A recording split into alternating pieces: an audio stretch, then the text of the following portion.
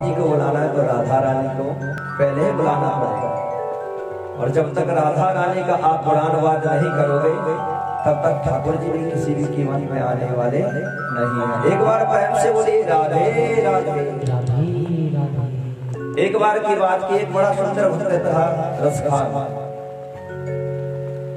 ठाकुर जी का परम भक्त था, बनारस में रहता था। इसे पान खाने की बहुत अच्छी आदत है।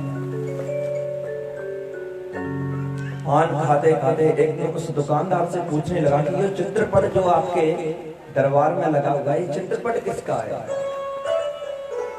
कहा कि ये ठाकुर जी हैं, ये वृंदावन में वास करते हैं। बोलिए देखिए कितना सुंदर लाला है। और चित्रपट कैसा था कि गैयों को वन में चरा रहे हैं और इनके पैरों में चरणपात का यानी चप्पल नहीं है, तो चरणपात का लेकर दौड़ा दौड़ा वृंदावन आ गया। इसकी जात क्या थी? मुसलमान था ये जात का। इतना प्रेम ठाकुर जी से करता था कि इसने शुद्ध बुद्ध बिसरा गया और ठाकुर जी के ना अपने तन की शुद्ध रही और वहां से सीधा बनारस से भागा भागा ब्रज में पहुंच गया। लेकिन ब्रज में बांके बिहारी के मंदिर में प्रवेश तो ये करना चाहता है, लेकिन पुजारी जी इसे प्रवेश करने नहीं दे रहे। क्यों नहीं करने दे रहे? क्योंकि ये जात से मुसलमान। लेकिन ठाकुर जी कहते हैं क्या कि जात पात पूछो नहीं। जात पात प्रभु नहीं पूछते, ये तो हम और आपने बना दिया यहाँ आकर जात और पात। हरि को भजे सो हरि को। प्रभु कभी जात नहीं पूछते, लेकिन ये तो हम और आपने यहाँ धराधाम पर आने के बाद में जात बना दी है कि तू ये जात का है, तू ये जात का है। अच्छा, किसी जात के सभी 7 व्यक्ति एक ही साथ खड़े हो जाइए, अलग अलग जात के, सभी का ब्लड रक्त निकालिए, क्या कोई बता सकता है कि ये मोमडन है और ये हिंदू का है, या ये ईसाई का है, या ये आदिवासी का, या ये कुशवा का? कोई बता सकता है? नहीं बता सकता। लेकिन वह भक्ति में इतना मगन हुआ कि ठाकुर जी के लिए चरणपात का लाया। राधा रानी से अगाध प्रेम करता था। बस कहता है कि प्रभु अगर आप दर्शन नहीं दोगे, हे राधे रानी ठाकुर जी आप दर्शन नहीं दोगे तो मैं मर जाऊंगा। और कहता है क्या?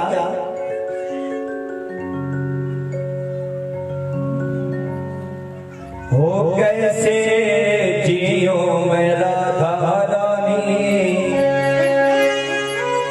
जी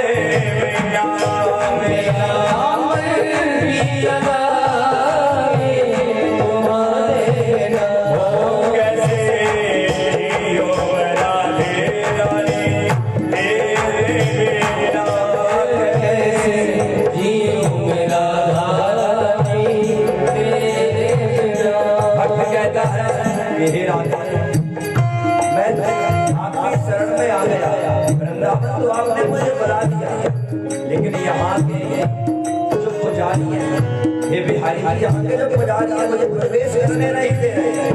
मैं मानता हूँ कि मैंने इतने पाप किए हैं, मैं मानता हूँ कि मैंने इतने पाप किए हैं, लेकिन इन पापों को मिटाना भी तो आप ही जानते हैं, और आपके नाम से पाप मिट जाएंगे।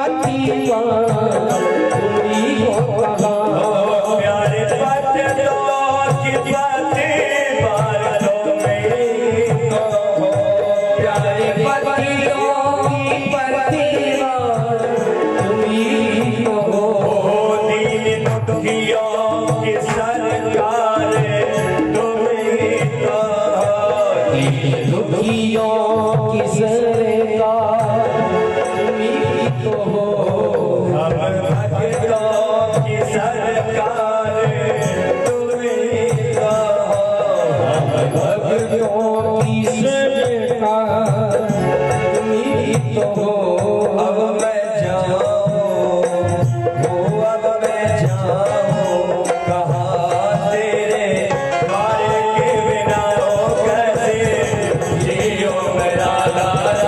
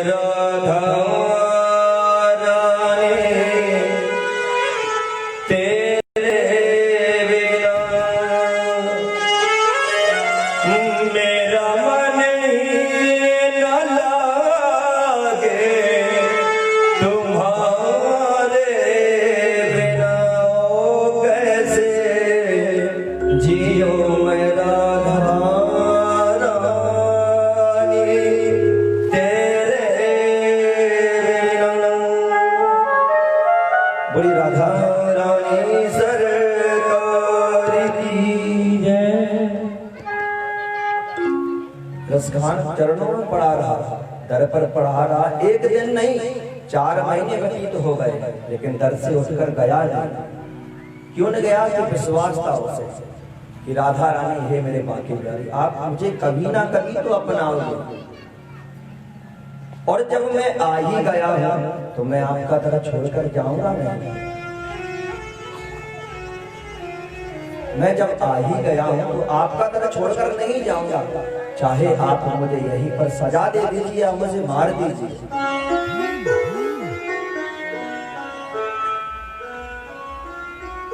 ठाकुर जी ने सोचा देखिए कितना मेरा बड़ा भक्त है, बनारस से चलकर यहाँ तक आ गया। लेकिन पहले बिहारी जी परीक्षा लेते हैं कि ये परपक्व है क्या, क्योंकि जब हम और आप कुमार के यहाँ जाते हैं 50 रुपए का एक कलश लाते हैं तो उसे भी ठोक बजा कर लाते हैं, कहीं इसमें कोई छेद तो नहीं है, ये फूटा तो नहीं है। जब उस 50 रुपए के कलश को हम वापस करने के लिए चले जाते हैं तो क्या ठाकुर जी आपको ठोक बजा कर नहीं लेंगे? ठाकुर जी भी चाहते हैं कि मेरा भक्त हो तो कम से कम ऐसा हो तो एक बार दर पर आए तो द्वारा जाने की कोशिश ना कर। लेकिन समझ गए कि ये तो मेरा प्रिय भक्त है रसखान। जो भक्तमाल में कथा आती है, कोई ज्यादा समय की बात नहीं, इसी कलयुग के आज से कुछ वर्ष पहले की बात है। रसखान बहुत बड़ा भक्त हुआ था। चरणोपाद का लेकर आया, सबने उसे भगाया, लेकिन ठाकुर जी ने एक दिन रात में आए और उस रसखान के पास जाकर खड़े हो गए। कहा कि जो आप चरणपाद का लायो हे भक्त, ये चरणपाद का आप मुझे दे दीजिए। बोला कि नहीं, ये चरणपाद का तो मैं ठाकुर जी के लिए लाया। ठाकुर जी समझ गए कि अभी मुझे पहचान नहीं पाया, जबकि ठाकुर जी स्वयं एक बालक का रूप धारण करके आया। कहा कि ऐसी बात है तो तू मुझे दे दे, मैं ये चरणपाद का अंदर जाकर मंदिर में बिहारी जी को पहना दूंगा, विश्वास कर मुझ पर। लेकिन कहता है कि नहीं, जब मुझे नहीं उसने दिया और रात को ताले लगे हुए हैं, तुम कहां से जाओगे? लेकिन वह अभी भी नहीं समझ पा रहा कि ये स्वयं ठाकुर जी हैं। प्रभु ने अपनी माया दिखाई और अपने स्वरूप में आए। स्वरूप में आने के बाद जैसे समझ गया, गदगद हो गया, प्रफुल्लित हो गया और तुरंत वह चरणपाद का ठाकुर जी को पहना। बोले भक्त वत्सल भगवान की